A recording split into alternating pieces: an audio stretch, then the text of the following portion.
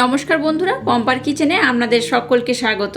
আজ আমি অল্প একটু সুজি আর দুধ দিয়ে অপূর্ব স্বাদের একটা মিষ্টির রেসিপি আপনাদের সাথে শেয়ার করব। এই মিষ্টিটা দেখতে বলুন বা খেতে অপূর্ব হয়। একবার খেলে দেখবেন বারবার বানাবেন।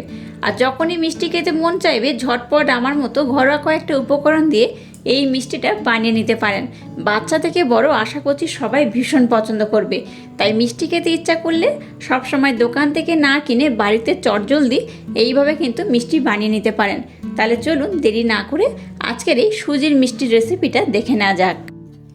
আজকে সুজির মিষ্টি বানানোর জন্য এখানে আমি 1 বাটি সুজি নিয়ে নিয়েছি। আর প্রথমে এই গ্যাসটাকে জ্বেলে দিয়ে এই কড়াটাকে বসিয়ে দিয়েছি। কড়াটা প্রথমে ভালোভাবে গরম করে নিয়েছি, তারপর আমি এই সুজিটাকে দিয়ে দিলাম। সুজিটাকে এবার একটু হালকা করে নাড়াচাড়া করে আমি ভেজে নেব। এটা ভাজতে ভাজতে সুজিটাকে কিন্তু পুড়িয়ে ফেলবেন না, জাস্ট একটু নাড়াচাড়া করে 2 থেকে 3 মিনিট ভেজে নিলেই হবে। গ্যাসের ফ্লেমটাকে একদম লো রেখে সুজিটাকে আমি একটু হালকা নাড়াচাড়া করে ভেজে নিয়েছি। এবার এখানে সামান্য একটু লবণ দিয়ে দিলাম, দিয়ে দেবো অল্প একটু এলাচ পাউডার।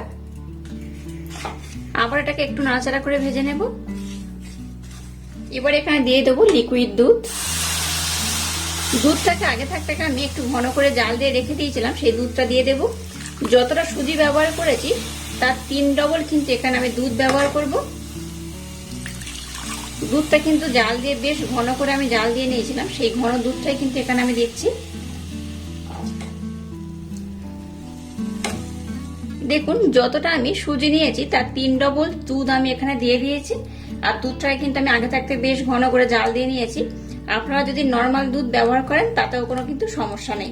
আর হাতের কাছে লিকুইড দুধ না থাকলে লিকুইড দুধের পরিবর্তে মিল্ক পাউডার মানে গুঁড়ো দুধ জলের সাথে মেল্ট করে ব্যবহার করতে পারেন।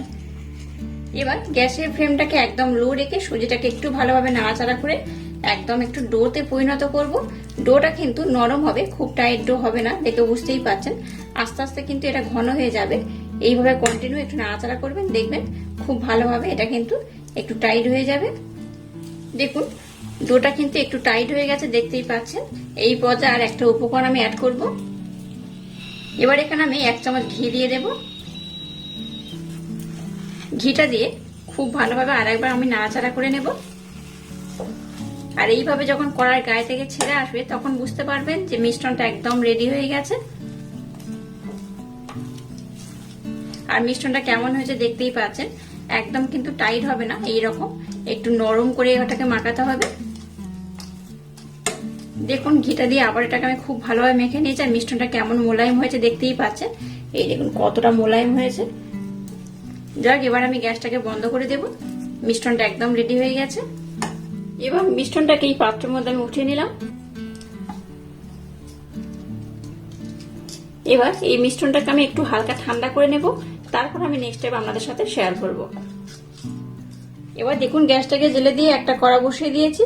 আর কড়ার মধ্যে দিয়ে দেবো এই বাটির মাপ করে 1/2 বাটি চিনি। আর ওই বাটির মাপ করে এখানে আমি 1.5 বাটি জল দিয়ে দেব।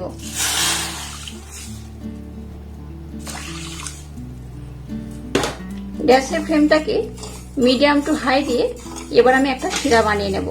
1 তার 2 তার হলে যেমন হয় ওরকম দরকার নেই, একটু চিটচিটে ভাব হলেই হবে। একটু চিটচিটে ভাব করে শিরাটাকে আমি খুব ভালোভাবে বানিয়ে নেব।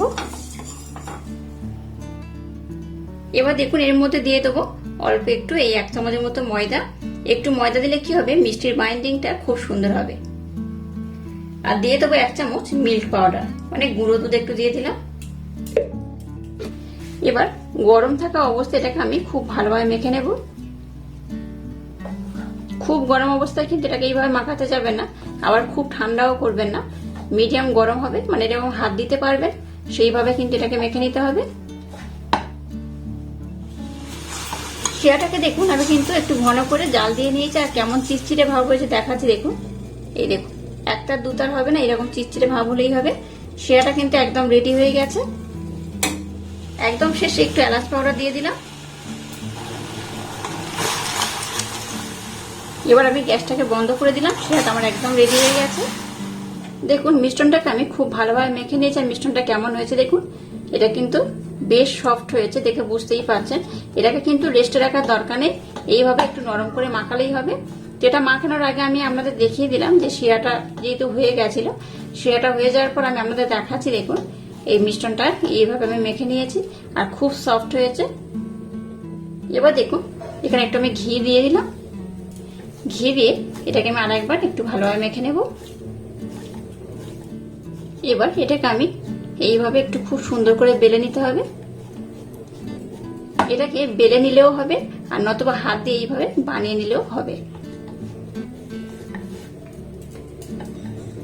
দেখুন এটাকে আমি একটু বেলে নেব। বেলে নিলে কি হবে, এটা কিন্তু একদম প্লেন হবে, স্মুথ হবে, প্লেন হবে, দেখতেও ভালো লাগবে, খেতেও কিন্তু অপূর্ব হবে।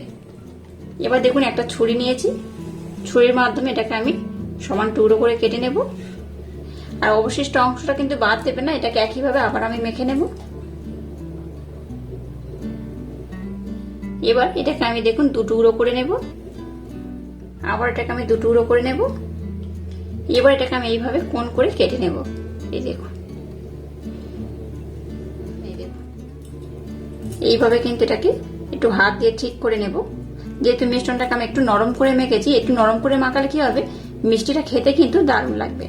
যেহেতু আমি নরম করে মেখেছি তাই কিন্তু দেখুন অটোমেটিক কেটে উঠে আসছে। এই দেখুন একটু হাত দিয়ে এইভাবে আমি শেপটা আমি দিয়ে দেবো। দেখুন কত সুন্দর হয়েছে। একইভাবে এগুলোকে কিন্তু আমি খুব ভালোভাবে কিন্তু একই মাপ করে বা একই শেপ দিয়ে কেটে নেব। দেখুন সবগুলোকে আমি কত সুন্দর করে বানিয়ে নিয়েছি। এবার দেখুন গ্যাসটাকে জেলে দিয়ে একটা কড়াইতে তেল দিয়ে তেলটাকে আমি বেশ ভালোভাবে গরম করে নিয়েছি। সুজির মিষ্টি বানানোর সময় তেলটাকে কিন্তু খুব ভালোভাবে গরম করবেন। এবারে যেগুলো মিষ্টি শেপ দিয়েছে সেগুলোর মধ্যে দিয়ে ভেজে নেব। আর সুজির মিষ্টি যখন বানাবেন একেবারে কিন্তু সব খুব বেশি ভাবে দিয়ে দেবেন না, অল্প অল্প দেবেন আর খুব ভালোভাবে ভেজে নেবেন। অল্প অল্প দিলে কি হবে, এগুলো কিন্তু ফেটে যাওয়ার সম্ভাবনা থাকে না, কিন্তু একসাথে যদি অনেক দিয়ে দেন তাহলে কিন্তু মিষ্টিগুলো ফেটে যায়। তো দেখুন এগুলো কিন্তু অটোমেটিক তেলের উপরে ভেসে উঠবে। এই দেখুন, আর উপর থেকে এইভাবে তেল দিয়ে দেবো। মিষ্টিগুলোর গায়ে কিন্তু টাচ করবেন না, জাস্ট এইভাবে একটু তেল উপর থেকে দিয়ে দিলেই হবে। গ্যাসের ফ্লেমটাকে মিডিয়াম টু একটু হাই দিয়ে এগুলোকে কিন্তু ভাজতে হবে। দেখুন একদিকটার মধ্যে খুব ভালো করে কালার ধরে গেছে। এই দেখুন অপর দিকটা এইভাবে উল্টে দেবো। এবার এইভাবে গ্যাসের ফ্লেমটাকে মিডিয়াম টু একটু হাই দিয়ে আমি এগুলোকে ভেজে নেব। এখানে কিন্তু আমি বেকিং পাউডার বা বেকিং সোডা ব্যবহার করিনি, তাও দেখুন মিষ্টিগুলো কতটা ফুলে গেছে। দেখুন বেশ কতটা ফুলে গেছে, দেখে বুঝতেই পারছেন। এইভাবে এগুলোকে আমি একটু লাল লাল করে ভেজে নেব। দেখুন এগুলোকে আমি খুব সুন্দর কালার করে ভেজে নিয়েছি। এবার এগুলোকে আমি উঠিয়ে নেব।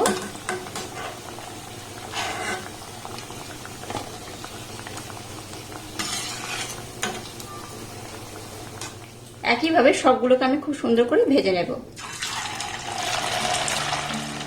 মিষ্টিগুলোকে দেখুন একটু শিরাটা গরম রয়েছে, আর গরম গরম মিষ্টি কিন্তু এবার শিরার মধ্যে আমি দিয়ে দেব।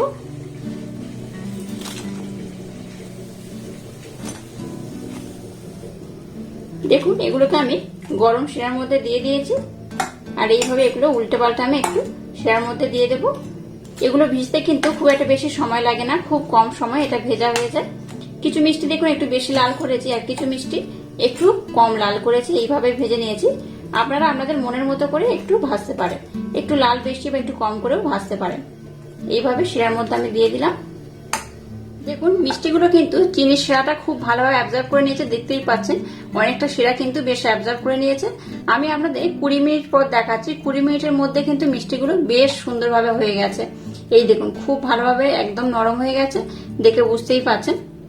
একদম কিন্তু রসালো হয়েছে, তুলতুলে হয়েছে, কতটা নরম হয়েছে দেখতেই পাচ্ছেন। এবার এগুলোকে আমি একটা প্লেটের মধ্যে সার্ভ করে নেব। প্রত্যেকটা মিষ্টি কিন্তু খুব সুন্দরভাবে হয়ে গেছে। একবার হলেও এই মিষ্টিটা আমার মতো ট্রাই করবেন, আশা করছি আপনাদের ভীষণ ভালো লাগবে। আর আজকের এই অপূর্ব স্বাদের মিষ্টির রেসিপিটা যদি আপনাদের ভালো লাগে তাহলে চ্যানেলটাকে লাইক, শেয়ার, কমেন্ট এবং সাবস্ক্রাইব করবেন, আর পাশে থাকা বেল আইকনটা প্রেস করে দেবেন। তাহলে টাটা, আবার দেখা হচ্ছে নতুন কোনো রেসিপি নিয়ে।